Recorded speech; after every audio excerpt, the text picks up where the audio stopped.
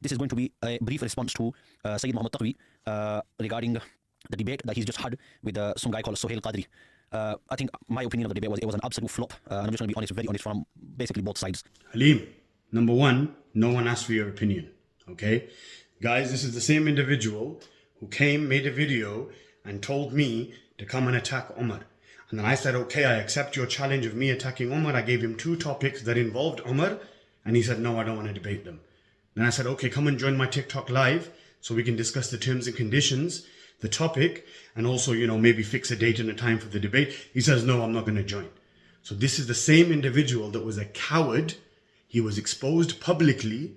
He could not debate me and he could not defend Umar ibn al-Khattab. You humiliated yourself publicly and then you ran away from me like a typical Sunni.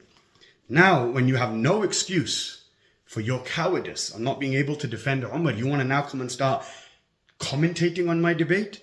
At least Sohail had the guts to accept my debate challenge, show up and actually have it, albeit he lost and exposed himself. And now I'm being called the Qadi Slayer.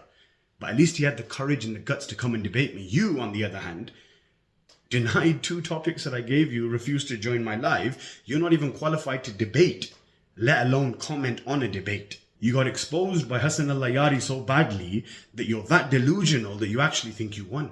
Allah subhanahu wa ta'ala says in the Quran in chapter 33, verse 53, O you who believe, do not enter the houses of the Prophet unless permission is given. He's insinuating is if you go into the house of the Prophet ﷺ without permission, you are sinful. This is what he's trying to say. It's not insinuating it, Halim. The Quran says it. I'm quoting the Holy Quran in chapter 33, verse 53. So it's a command of Allah subhanahu wa ta'ala. Do not enter the homes or the houses of the Prophet without permission. It's a command from Allah. So it's not something that I'm insinuating. Again, it's a divine command. So clearly, you don't understand the Quran. And at the same time, you try and teach Quran. So what do we see here? We see that a man stayed in the house of Aisha without the permission. He had a wet dream. And Aisha is teaching him how to scrape semen off the clothes.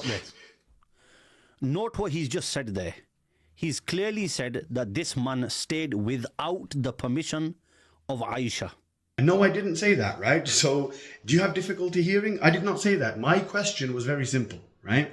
These individuals entered the house of the Prophet. Yes, the Quran says when you enter the houses of the Prophet, seek permission. All I said was show me the permission of these 4 individuals that came into your mother Aisha's residence. That's all I said. Show me the permission. All I said was the Quran commands permission. Therefore, there needs to be clear permission as per the Quran. I never even said they entered without the permission of Aisha. In fact, listen to this again. So what do we see here? We see that a man stayed in the house of Aisha without the permission. There you go. So where in that did I say that they did not have permission from Aisha to enter? You just can't help but lie, can you, Halim? It's about who? It is about the companions. This man has come to try to prove that not all the companions are going to go to Jannah. And no, that's not my claim. You literally just played me introducing the topic. The topic is Allah pleased with all the Sahaba? Nothing to do with Jannah. And now you're saying that my claim is that are they all Jannati? Who mentioned Jannah? Not me, bro. Do you have difficulty hearing and comprehending and speaking? Summun bukmun umyun going on over here. What's wrong with you? Jannah wasn't even included at all, either in the topic or even within the entire debate. So you've just embarrassed yourself, lied, and shown the whole world that you have comprehension issues. Today, as we all know the topic, it's very simple, okay? The question is being posed, is Allah pleased with every single companion? Anyways, if you think that you can do a better job than Sohail Qadri, then come and debate me on the topic, is Allah pleased with Aisha? Don't run away like you did last time, okay? We all know that you were unable to defend Umar because the amount of crimes that he's got, right? And all the battles that he ran from and, all the things that he did, you realize you bit off more than you can chew and you're like, you know what, no, I'm not going to debate Taqwi on Umar, I'm scared. So you couldn't defend Umar, yeah? And now I'm going to give you another chance.